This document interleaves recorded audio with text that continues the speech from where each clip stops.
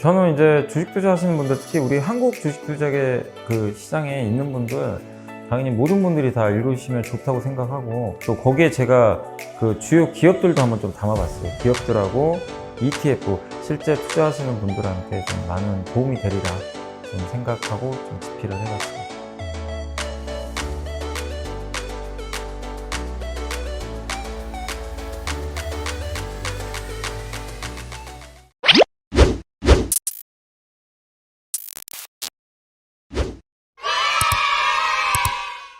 그리고 얼마 전에 이제 요새 자꾸 얘기가 나오는 게 애플카 관계자들이 뭐 와가지고 뭐 SK그룹을 만나고 갔니 뭐 뉴스에 나왔더라고요. 네. 그래서 뭐 한국 원래는 중국하고 한다는 얘기가 처음에 있었던 것 같긴 한데, 그쵸. 예. 폭스콘이. 근데 갑자기 이제 한국에 왔다고 하니까. 네. 근데 어쨌든 이게 올해 초에 애플카 이슈가 있었고. 네. 근데 저는 이제 왠지 그게 모르겠습니다. 애플이 원래 또 비밀을 좀 되게 좀 중요시하니까 잘 언론 노출을 안 할 것 같긴 한데, 요게 국내 기업들하고 이렇게 자꾸만 이렇게 뭔가 연결고리가 있다는 거는 애플이 추구하는 자율주행 전기차에서 결국에는 뭐 일본도 물론 있을 수도 있겠지만, 네. 이 우리 한국이 선택지가 될 가능성이 굉장히 높다고 보세요. 그러니까 뭐 이게 LG가 마그나라는 회사는 또 제가 예전에 보니까 뭐 벤츠도 OEM으로 만들었던 걸로 제가 기억을 하는데, 그러니까 LG를 포함해서 현대차, 뭐 SK 그룹도 있을 텐데 중국, 일본, 독일 이런 쪽을 좀 포괄 해가지고 연구원이 보시기에는 그래도 이러한 이유 때문에 한국이 제일 유리한 건지 아니면은 좀 비슷한 조건에서 서로 딜을 하는 건지 좀 그게 좀 궁금하긴 하거든요. 그 애플은 지금 자동차 산업에 들어오고 싶어 해요. 최근에 이제 노스캐롤라이나에 자동차 관련된 이 사무소도 냈어요. 그러니까 한다는 거예요. 네. 그리고 이제 외신을 이렇게 잘 찾아보시면은 이제 외신의 이제 자동차 애널리스트들도 계속 애플카에 대한 얘기를 많이 합니다. 그러니까 이게 아닌 걸 또 연기하는 게 아니거든요. 할 거예요. 분명히 할 건데, 근데 애플의 이 전략을 뜯어보면은 스마트폰에서도 제조는 왜 줘줬어요? 그러죠. 그러니까 이 친구들은 제조만 할 수 있는 기업을 찾고 있는 거예요. 근데 그래도 나름 애플이니까 이 제조에 또 일가가 있는 자동차 회사들을 할 텐데, 근데 자동차 회사들이 또 콧대가 높아요. 그죠. 폭스바겐, 토요타 절대 안 할 거예요. 네. 독일... 현대차도 안 할 가능성이 높아요. 뭐 그래서 정혜서 회장이 이걸 좀 자존심 상해서 안 했다는 얘기도 많이 들리고, 그래서 이걸 기아 쪽에 검토해봐라고 해가지고 기아로 넘어갔다고 좀 알고 있습니다. 근데 그렇기 때문에 점점 이 중국 기업들도 얘기가 나오는 거예요. 근데 중국 기업은 여전히 좀 품질이 좀 부족해요. 애플이 그걸 가만히 있지 않죠. 뭐 아직까지 단차도 많고. 그래서 뭔가 이 자동차 회사로서의 좀 이진급이면서 약간 애플이랑 같이 협업을 할 수 있는 기업을 찾을 건데 쉽지가 않은 거예요. 쉽지 않죠. 또 이걸 또 뭐 스텔란티스가 할 수 있는 것도 아니고, 그래서 이제 LG 얘기가 나오는 게 또 지금 LG랑 또 마그나랑 합작하면서 종합 부품 회사로 가고 있고, 또 마그나가 위탁 생산도 한 적이 있잖아요. 그래서 이게 이제 가능성이 높다고 하는 건데, 사실 마그나는 위탁 생산은 해본 적이 있어도 자동차를 설계해 본 적은 없어요. 설계는 그러니까, 안 해봤구나. 근데 애플도 자동차 설계 못 해요. 저는 궁금한 게 그러면 누가 자동차 설계하지? 그러니까 애플은 분명히 자동차에 들어가는 여러 가지 IT나 이제 소프트웨어 OS는 충분히 할 수 있을 거예요. 자율주행이나 뭐 배터리까지. 근데 그냥 일반적인 전통적인 자동차 설계, 뭐 서스펜션이나 아니면 에어백이나 정말 이 엔지니어적으로 세팅 값을 찾고 하는 과정을 누가 할 건지. 뭐 마그나가 할 수도 있겠지만 마그나는 이걸 해서 상용화 시킨 적은 없어요. 그냥 마그나가 했던 위탁 생산 뭐냐? 그냥 설계 도면 다 갖고 와가지고 그냥 그대로 만들어주면 하는 거예요. 근데 그 설계 도면을 누가 짤 건지 애플 못 짜거든요. 그게 설계라는가, 저도 그 생각은 한 번도 안 해봤는데, 그냥 저도 되게 쉽게 생각을 했는데, 오늘 이제 연구원님 말씀 들어보니까 쉬운 게 아닐 것 같다는 생각인데, 이게 설계도라는 게 현대차도 설계를 하잖아요. 그렇죠. 이게 근데 요새 보면 뭐 갑자기 신생 막 그 자동차 회사도 나오니까 전기차에. 그래서 저도 좀 쉽게 봤는데 이게 결코 쉬운 게 아닌 건가요? 이제 할 수 있어도 이제 이 품질적으로 완성감 있게 못 하는 거죠. 그리고 이제 전기차는 좀 더 할 수 있는 게, 이 전기차는 부품이 10,000개밖에 안 돼요. 그렇겠죠. 그리고 이 내연기관 30,000개인데 그 20,000개 차이가 뭐냐? 다 파워트레인 쪽이에요. 파워트레인 굉장히 어려워요. 그래서 만약에 뭐 100% 전기차만 한다, 그리고 약간 좀 품질은 좀 처음에는 좀 높이지 않고 점차적으로 올린다, 그러면 뭐 애플도 충분히 가능하겠죠. 애플이나 중국 전기차 기업도. 근데 이제 애플이 추구하는 바는 아마 프리미엄 브랜드일 텐데 그래서 좀 고민이 많을 거예요. 그래서 뭐 애플카 이슈가 나온 지 근 뭐 한 9개월, 10개월 지나고 있는데 아직도 가닥이 정확히 안 잡혀 있고 한 걸로 보입니다. 그리고 저번에 뭐 일본 얘기도 좀 나와서 가지고 일본도 사실 콧대 세잖아요. 그렇죠. 그래서 근데 뭐 일본의 이제 토요타, 닛산 아니면 혼다 같은 기업들은 충분히 할 만하죠. 약간 지금 내연기관 때 잘하다가 이 자동차 산업이 변화하면서 좀 이게 각각 못 받고 있는 기업인 경우는 좀 할 만하겠죠. 대표님 그 혼다, 닛산 이런 데지. 그건 어떻게 보세요? 갑자기 생각난 그 예전에 기사 보니까 폭스콘도 얘기 나오던데 막 자기네도 뭐 전기차 하겠다고. 네, 그래서 근데 좀 가능성이 있는 얘기인가요? 뭐 폭스콘도 이제 전기차만 할 거면은 충분히 가능하다고 봅니다. 다만 뭐 아직 양산도 해본 적 없고. 그러니까. 근데 이게 자동차가 좀 어려운 게 이게 안전이 걸려 있어요. 그죠? 예, 맞아요. 인명이에요. 사실 리콜이 무시 못해요. 지금 현대차나 기아 주가 왔다 갔다 하는 것도 리콜도 엄청 관련돼 있고. 아니 좀 잠잠하면 꼭 한 번씩 나오긴 그쵸? 하더라고요. 네. 뭐 리콜 잘못 받아서 약간 힘들어진 기업도 많습니다. 일본 토요타도 그랬고, 독일의 폭스바겐도 그랬고, 일본의 이제 타카타라고 에어백 만드는 회사인데 리콜 잘못 받아서 회사가 좀 없어졌어요. 그래서 이런 경우도 IT랑은 다릅니다. 자동차랑. 그래서 좀 조심스럽게 접근이 필요하지 않을까. 근데 저는 이제 용고님 얘기를 보니까 제가 내린 결론은 한국이 될 가능성이 높다는 확신이 또 한 번 들었어요. 이 얘기를 종합해 보니까 선택지가 많지가 않아요. 맞아, 그렇죠. 근데 한국은 제가 기억하는 그 정몽구 특히 전 회장님이 품질에 있어서는 뭐 정말 이게 정말 완벽주의자적으로 제가 들었거든요. 맞습니다. 그래서 그런 경험들이 있기 때문에 뭐 현대차가 꼭 한다는 건 아니지만 한국이 어쨌든 좀 선택지가 될 가능성이 높아 보이고 특히 제일 걱정했던 게 저는 그거거든요. 중국이 하면 어떡하나. 근데 말씀 들어보니까 쉽진 않을 것 같고 또 바이든이 싫어할 것 같아요. 그렇죠. 그리고 이제 애플이 들어오면은 이제 자동차 섹터에 악영향 아니냐 걱정하시는 분이 많은데 저는 사실 개인적인 생각으로는 빨리 했으면 좋겠어요. 아 왜요? 왜냐면 지금 자동차 사실 예전에 한 30만 원 가기 직전에 이슈가 됐던 게 멀티풀이었어요. 맞아요. 그때가 이제 자동차가 한 PR 밸류에이션 기준으로 13배, 14배 줬었는데 저도 지금 목표가가 30만 원인데 현대차 기준 PR 13배 주고 있었거든요. 근데 13배가 맞냐? 굉장히 이제 펀드 매니저분들도 많이 문의를 하고 이거에 대해서 담론 을박까지 했었거든요. 근데 이제 애플이 들어오면은 그냥 섹터 자체의 멀티플이 올라가요. 그러면은 저도 뭐 13배, 15배 주면 어때요? 네, 그러면 이제 이게 아예 섹터 자체가 아예 이 구조적으로 바뀌는 거예요. 그래서 애플이든 구글이든 아마존이든 빨리 들어왔으면 좋겠어요. 그거는 진짜 그렇죠. 괜찮겠네요. 그러니까 저도 그 걱정 많이 했거든요. 애플 하면 이거 어떡하지? 나중에 너무 또 속고 나면 이거 걱정했던 게 애플과 테슬라의 대결만으로 가면 현대차 입장에서 안 좋을 수 있는데 그게 아니라 어쨌든 초기 국면에서는 다 지금 모두가 그렇죠. 멀티플이 올라갈 수 있기 때문에 그리고 또 그 관련해서 현대차도 잘 준비를 하고 있으니까. 그 현대차 이제 갑자기 얘기 나와서 그런데 얼마 전에 그 데이터를 보니까 어느 분이 이제 블로그에 올리신 것 같은데 그 아이오닉 5가 노르웨이에서 8월 이제 며칠 안 지났는데 1등 했더라고요.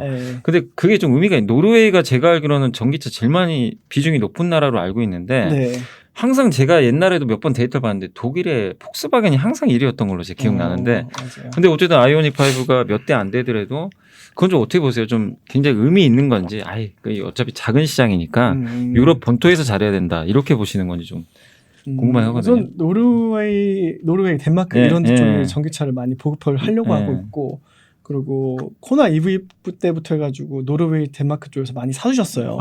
그래서 워낙에 이제 현대차를 좋아하시는 국가고 그리고 또 왜 발린 이유가 현대차가 이 저온에서 전비가 좋아요. 낮은 온도에서. 낮은 온도에서도 이 배터리 효율성을 잘 끌어낼 수 있어요. 테슬라보다 더요. 그래서 이쪽 약간 추운 지방, 북유럽 쪽에서 현대차를 좋아하세요. 그래서 뭐 그런 지표는 사실 현대차의 이런 뭐 기술력을 상징하는 지표니까 좋은 데이터죠. 그러니까 그러면 이제 결국에는 진짜 유럽의 뭐 심장부 독일이나 프랑스에서 데이터가 어쨌든 잘 나와야 좀 더 의미가 있겠네요. 알겠습니다. 맞습니다. 그리고 다시 좀 돌아와서 그 이제 자율주행 또 얘기 좀 하면 결국 이제 아까도 말씀하셨지만 카메라, 레이더 센서가 이제 가장 중요하다고 얘기를 해주셨는데 어쨌든 일론 머스크는 카메라만 이제 적용한 이제 제품을 좀 내놨고 네. 현대차는 지금 이제 뭐 라이다도 좀 있는 걸로 알고 있는데 또 애플도 뭐 각각의 입장이 있을 것 같긴 한데 네.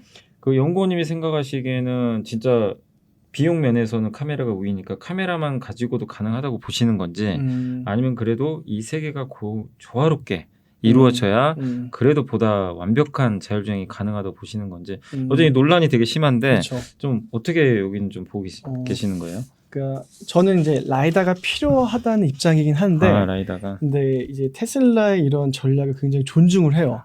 이게 테슬라의 전략이 성공하면 정말 이 경영학 교과서에 나올 정도의 모델이 될 거예요. 케이스가 될 거고 그 이유가 뭐냐면 지금 라이다를 쓰는 경우는 다 구글이나 애플도 쓰고 그다음에 GM, 현대차 쓰는데 테슬라는 라이다가 좀 비싸고 심리적으로 안 좋기 때문에 이제 레이더랑 카메라만으로 이제 한 거예요. 근데 원래 라이다가 굉장히 정확하거든요. 그냥 사람의 눈으로 보는 것 같이 똑같이 볼 수가 있어요. 근데 이제 테슬라는 좀 다르게 생각해서 어차피 사람의 눈은 그냥 시각적인 데이터이기 때문에 그냥 사람의 눈을 카메라라고 생각하자. 그래서 카메라만으로 구현을 해보자. 플러스 알파로 레이더까지. 근데 최근에 레이더 없이 구현을 하겠다고 선언을 했어요. 지난 6월 달에. 그래서 그 CVPR이라고 이런 비전 학회가 있는데 거기서 이제 테슬라 AI 총괄인 이제 안드레 카파시가 나와가지고 우린 레이더 다시 안 쓰겠다. 돈 안 쓰겠다 한 거예요. 센세이션이었죠. 왜냐하면 레이더는 뭐냐면 이 거리를 측정해 주는 거예요. 카메라는 이 어떤 이 뭐 물체를 어떤 물체인지 보여주는 거고. 그럼 자율주행을 하려면 저 물체가 뭔지는 카메라가 필요할 거고 이 거리, 원근감은 레이더가 필요한 거거든요. 그리고 이제 라이다 같은 경우는 거리랑 물체까지 다 할 수가 있어요. 한꺼번에. 근데 레이더가 빠지면 어떻게 원근감을 너네가 알아? 물어보니까 이 테슬라 쪽에서는 레이더가 좀 문제가 있다. 왜냐하면 레이더는 만약에 이 고가차도 밑으로 들어간다고 하면은 이게 장애물인지 알아요. 왜냐하면 레이더 이렇게 바로 쏘니까 직선으로 그럼 장애물이 생기니까 이게 그 장애물이라고 인식을 해서 빼버린 거예요. 카메라를 좀 더 개선을 해가지고 원근감까지 다 파악을 해버리겠다. 그러니까 이제 굉장히 좋은 전략이죠. 그리고 이제 카메라가 이제 2D인데 이거를 3D까지 개선을 하겠다. 근데 이제 라이다 쪽의 단점은 뭐냐? 라이다도 점점 값이 싸지고 있고 이제 뭐 신미성도 개선되고 있는데 문제가 HDMI 필요해요. 그러니까 고성능 지도가 필요한 거예요. 근데 자율주행 구현하려면 이 맵이 그러니까 지도가 많이 필요하고 뭐 지방까지 필요하고 뭐 시골까지 필요한 거죠. 근데 테슬라의 방식은 그 맵이 필요가 없어요. 카메라 자체로 딱딱딱 보면 되는 거니까. 네. 그래서 근데 단점은 카메라는 추정이고 라이다는 팩트예요. 근데 또 자동차는 또 안전이랑 연관이 돼 있어요. 그죠. 그럼 카메라가 과연 안전할까 100%? 지금 테슬라에서는 카메라만 써가지고 개선된 게 74%까지 올라왔다고 해요. 근데 구글의 라이다는 99%까지 인지가 돼요. 그럼 나머지 테슬라 25%는 그것 때문에 사고가 날 수도 있어요. 근데 또 라이다를 사용하는 것보다 훨씬 상용화할 수 있죠. 왜냐면 HDMI 필요가 없으니까. 그래서 굉장히 재밌어요, 여기가. 어디가 이길지 몰라요, 아직. 근데 만약 테슬라 이기면은 정말 굉장히 그 차별화된 전략으로 이 시장을 이긴 거기 때문에 저는 굉장히 좋게 보지만 그래도 좀 더 지켜봐야 되지 않을까 하는 입장입니다. 그래서 되게 재밌는 영역이에요, 여기가. 되게 결론이 어떻게 날지 모르겠는데 저는 개인적으로 자동차, 그러니까 지금 이제 얘기를 들어보니까 자동차는 근데 제일 중요한 게 가장 그 인간의 생명이잖아요. 이 안전이 중요하니까 그 방금 말씀하신 게 의미가 있는 거예요. 라이다는 팩트니까 라이다도 이게 들어가지 다 되는 거 아닌가? 왜냐하면 뭐 세계 각국 정부에서 자율주행 승인을 내줄 때 이게 아무리 테슬라가 좋아도 라이다를 선호할 거는 같아요. 이 안전 문제 때문에. 좀 그거를 사실 테슬라가 어떻게 극복하냐가 또 중요한 문제가 될 수도 있겠네요. 맞습니다. 자, 그리고 이제 그 국내 투자들이 사실 이제 테슬라에 대한 아직도 갖고 계신 분들 많이 계시는데 주가가 좀 고점 대비해서 좀 빠져 있잖아요. 근데 이제 테슬라가 정말 사랑을 많이 받았다가 요즘에는 시들시들 좀 해졌습니다. 또 여러 가지 불미스러운 일도 있었죠. 뭐 비트코인 관련해서도 그렇고 자꾸 좀 일론 머스크의 좀 기행적인 행동들에 좀 실망해서 그냥 파신 분들 좀 계실 것 같긴 한데 이번 AI 어떻게 좀 보세요? AI 데이를 통해서 일론 머스크가 다시 좀 자존심을 회복할 수 있다고 좀 보시나요? 네, 저는 그럴 수 있다고 봅니다. 이제 이 FSD 버전 이제 그러니까 9이랑 그다음에 그 도조 컴퓨터를 얘기를 많이 할 거예요. 근데 이거를 좀 어려운 내용이긴 해요. 굉장히 엔지니어링적인 내용인데 다른 기업 대비 얼마큼 차별화되어 있고 또 테슬라가 얼마큼 쉽게 이거를 이제 마케팅하냐 그리고 시장에서 이걸 어떻게 받아들이냐. 이제 배터리 데이 때는 이게 수치적으로 표현이 됐잖아요. 네. 그때 우리 배터리 내재할 거고 용량 얼마큼 늘릴 맞아요. 거고 뭐 25,000불짜리 싼 뭐 테슬라 그러니까 모델 2 내겠다. 근데 지금 이 AI 쪽은 좀 어려워요 내용이. 근데 아마 다른 기업들보다 충분히 차별화된 내용을 얘기할 수 있을 거고 이게 더 주가에 반영이 된다고 하면은 테슬라 주가는 다시 회복을 하고 저는 뭐 테슬라 주가는 더 갈 수 있다고 봐요. 알겠습니다.